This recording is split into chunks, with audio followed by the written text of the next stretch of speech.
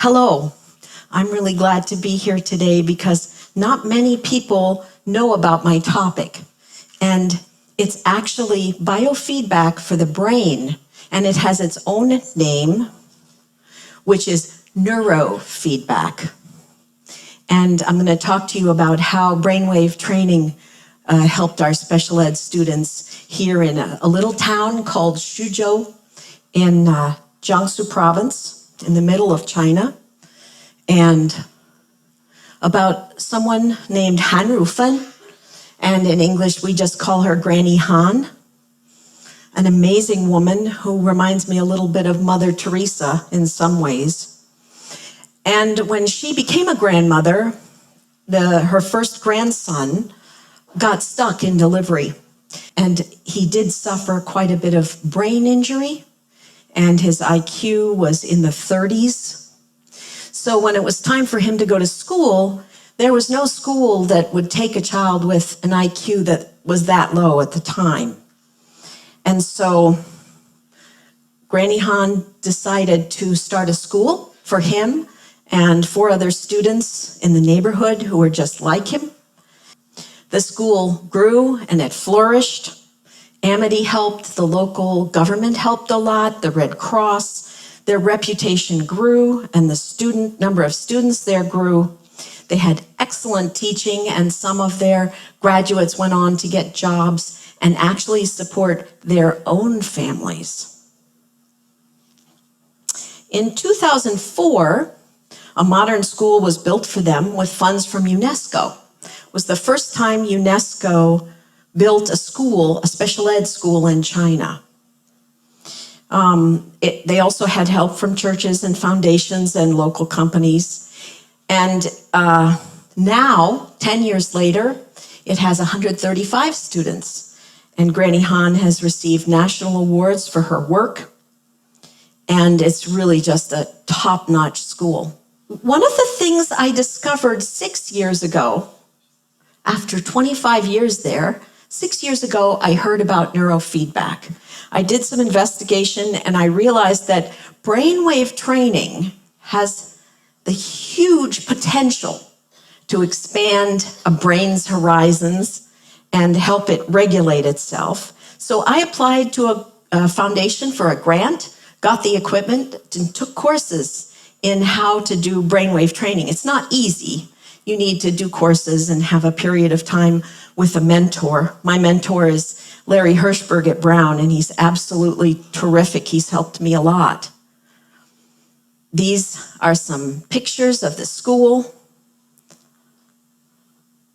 A lot of the children have special interests, and many of them love to do paper cuts, especially the autistic children. This is Little Moon.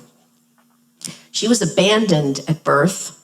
She was found at the side of a pigsty by a farmer's family, and the grandpa loved her so much, they took her in. When she was small, she would talk a little bit, but then she slowly stopped talking, as often is true with autism, and turned inward and seemed very depressed. She had trouble with sleeping, and she really counts as being on the autistic spectrum. So she began neurofeedback training in 2010, and she had a training session about once a week after that. And after 3 months, her auntie said, "Oh, she's much better at home now."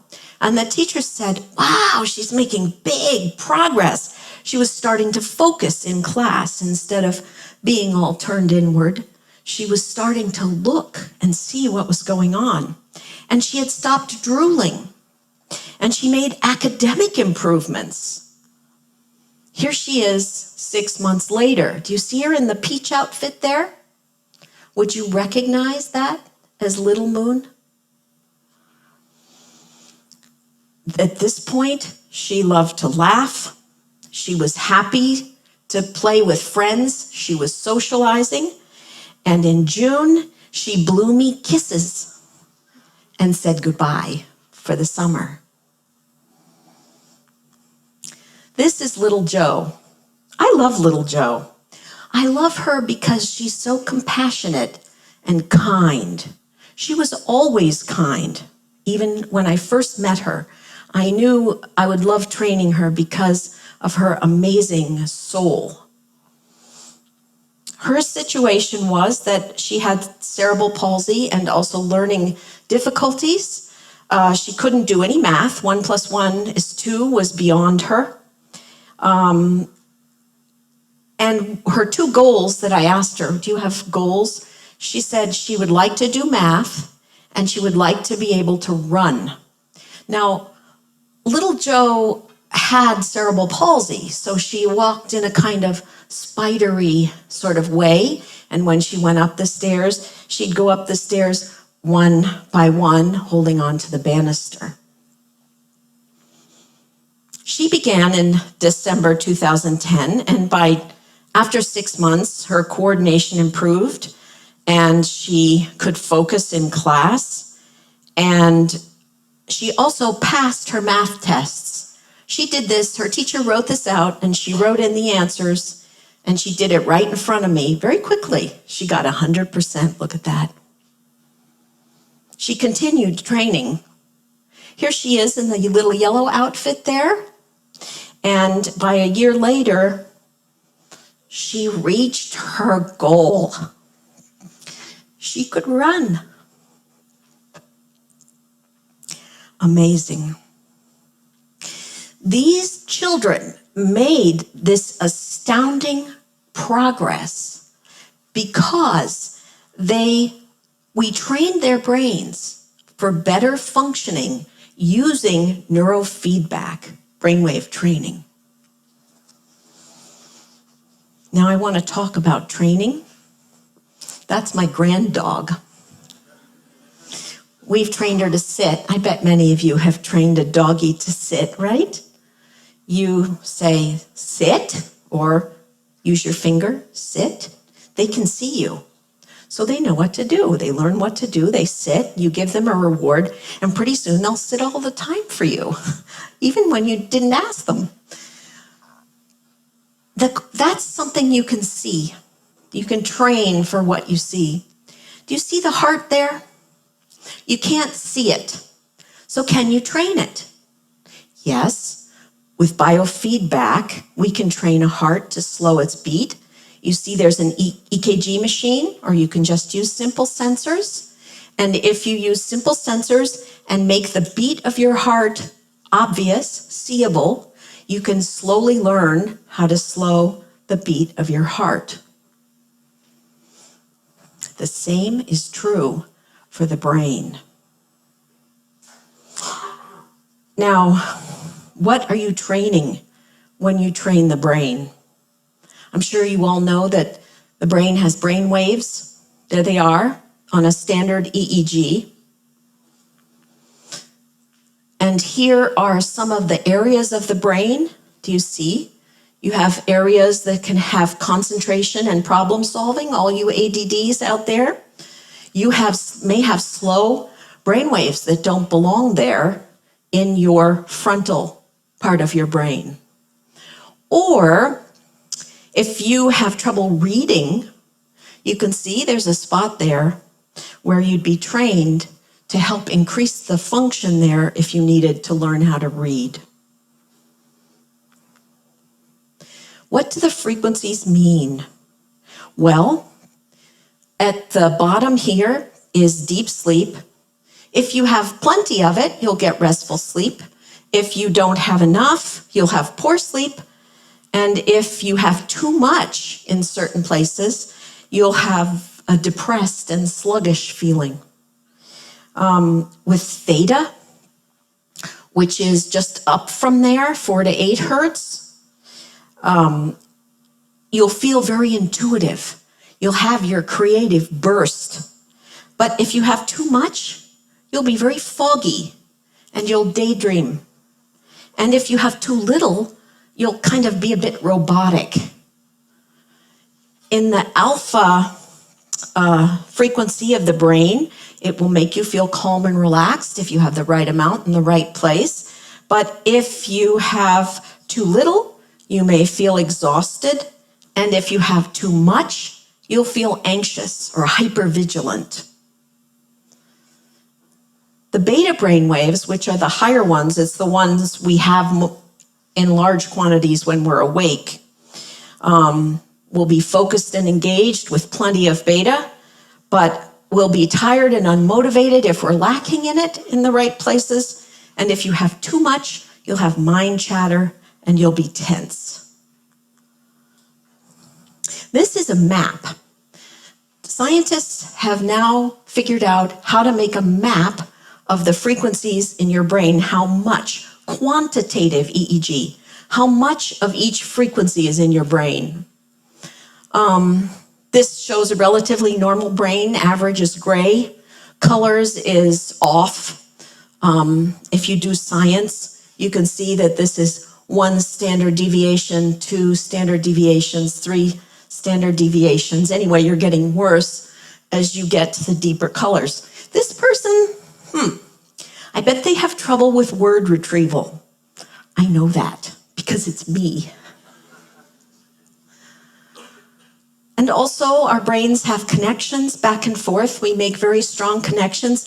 Temple Grandin, the famous autistic, spectrum woman who has done so many astounding things, she has incredible connections between the front and the back for her visual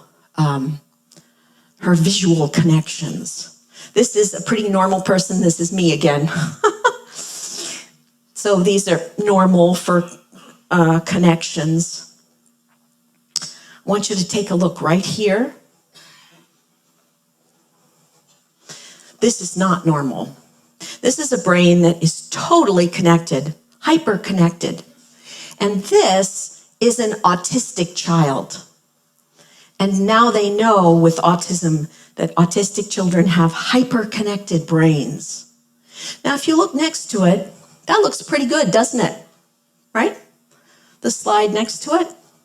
Guess what? That's the same child after a year of neurofeedback training.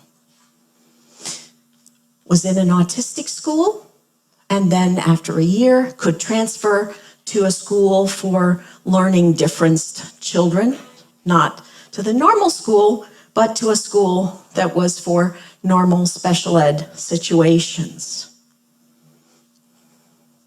Now, this is our equipment. How does it work? You can see down here, there are some sensors that are put on your head, 1 or 2 on your head up here itself, and 1 or 2 on your ears. It is listening to the brain. It does not shock or stimulate or do anything. It's just listening. It's a mirror. And as it listens to your brain, we can target what frequencies we want it to pay attention to and where. And for example, in autism, we never train the left side. We always train the right side here in the back. We make the frequencies go down. And as we do, the child improves. For depression, you train the left side, you train the vibrations up, and pretty soon the child is no longer, or adult, by the way, this is not just for children, is no longer depressed. In ADD, you work on the front. And this is a game you play with no hands. You only run it, the Pac-Man here, forward with your brain. When your brain makes the right frequency, Pac-Man goes forward. If your brain doesn't make the right amount or the right type of brain waves, Pac-Man turns gray, he stops beeping, and if it's really bad, he turns black and sits there until your brain comes around and starts functioning in the right way again and gets rewarded for doing the right thing. When we do this, we do it for 9 to 30 minutes, depending on the person. It can happen once or twice a week, and you often see improvement after 1 session. But we usually do 20 before we reevaluate.